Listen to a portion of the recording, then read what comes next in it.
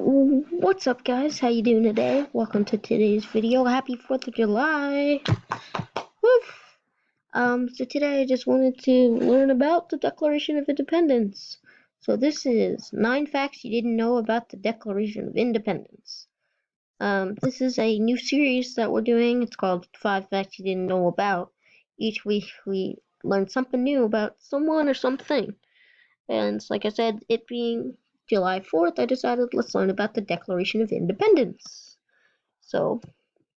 But before we begin, I would like to address the civil unrest that is going on around the world. And I just wanted you all to know that no matter who you are, your race, your sexual orientation, your gender, whatever it is, just know that I stand with you and I respect and appreciate each and every single one of you. No matter who you are all humans, so at the end of the day, we all should be treated equal and as equal people. But anyways, back to the Declaration of Independence. Big thanks to constitutioncenter.org and the History Channel. So, here we go. Fun fact number 1. July 4th was when the Declaration was adopted. After voting on independence, the Continental Congress, the first Continental Congress really, needed to finalize a document explaining the move to the general public, like everyone that didn't know, basically. And it was proposed in draft form by the Committee of 5, which consisted and was made up of the following 5 people, and that was John Adams, Roger Sherman, Robert Livingston, Ben Franklin, and Thomas Jefferson. And it took 2 days for Congress to agree on the edits that those 5 people made on the Committee of 5.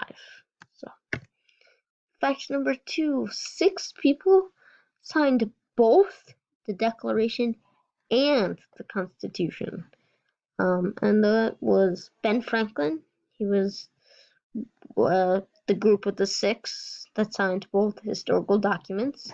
And the other 5 were George Read, Roger Sherman, Robert Morris, George Claimer, and James Wilson.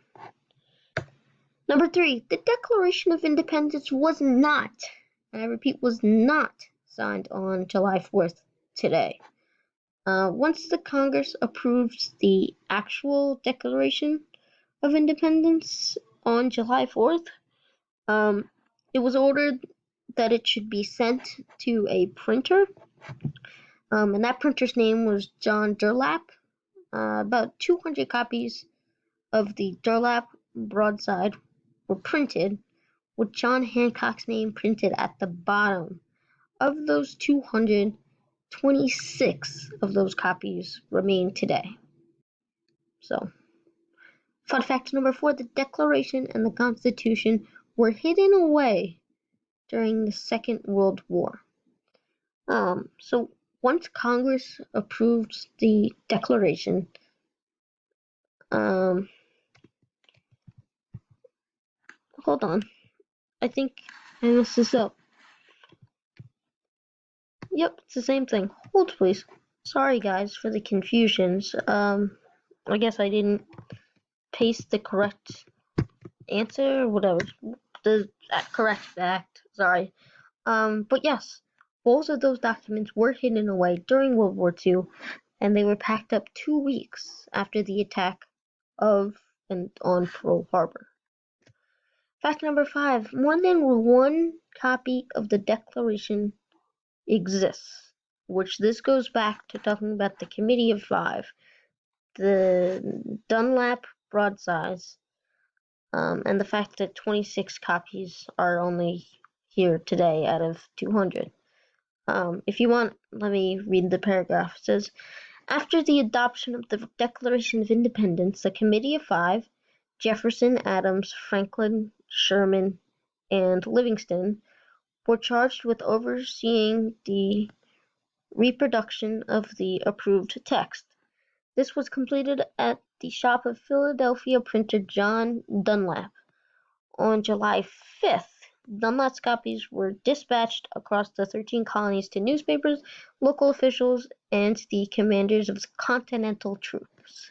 These rare documents, known as Dunlap Broadsides, printed the engrossed version signed by the delegates. Of the hundreds thought to have been printed the night of July 4th, which the other facts said about 200, only 26 of those copies survived. Most are now in museums and library collections, but 3 are privately owned. Number 6. 8 of the 56 signers of the Declaration were born in the United Kingdom, so like England and London. I think we have some fans. So if you're watching this in England or London or in the UK, comment down below. It'd be cool. Shout out to the UK fans. And while most of the members of the Second Continental Congress were Americans, 8 of them were from the UK. Button, Greenwich, and Robert Morris were born in England. Francis Lewis was born in Wales. James Wilson and John Witherspoon were born in Scotland. George Taylor and Matthew Thornton were born in Ireland. And finally, James Smith hailed from Northern Ireland. 7. One signer of the Declaration of Independence later didn't believe in it or agree with it anymore, and that person was Richard Stockton. He was a lawyer from Princeton, New Jersey, and he was the only signer to recant his support of the revolution. Recant means to not believe or agree with. On November 30th, 1776, this delegate was captured by the British and thrown into jail. After months of harsh treatment and rations, Stockton, I actually didn't know this. He took his signature from the Declaration of Independence and swore his allegiance to King George III. He took a new oath of loyalty to the state of New Jersey in December 1777. So, it's interesting. Even I'm learning stuff. And number 8. We're almost done. Hang in there. There was a 44-year gap from the youngest and oldest signer. This one actually I read through. It's pretty interesting. The oldest signer was Ben Franklin. He was 70 years old when he signed the document. And the youngest was Edward Rutledge, a South Carolinian lawyer who was only 26 at the time. That's a big gap. And he narrowly beat out fellow South Carolinian Thomas Lynch Jr., just 4 months his senior,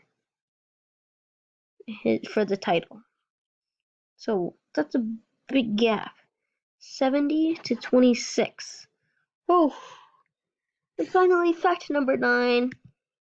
Something is written on the back of the document. Now this was a fun one. If you didn't know, in the movie National Treasure with Nicolas Cage, well, his character claimed that on the back of the Declaration there was a treasure map with instructions from the founding father, and it was written in invisible ink. But that was actually not true. There was, however, a simpler message written upside down across the bottom of the signed document, and it says, "Original Declaration of Independence, dated 4th July 1776. And no one knows who exactly wrote this or when it happened, but during the American Revolutionary War years, that document was frequently rolled up for transport, and it was thought that the text was added as a label, So, thank you guys so much for watching. I hope you enjoyed this first episode of the 9 Things You Didn't Know About series. Like I said, there will be a new episode every Saturday where we learn 9 new things every week. So like this video. Wait, hold on, I'm gonna get my laser pointer. Like this video, comment on this video, share this video with all of your friends and families that you think would be interested in learning about the Declaration of Independence, and subscribe to this YouTube channel. Let's try to get to 100 subscribers by the end of the year.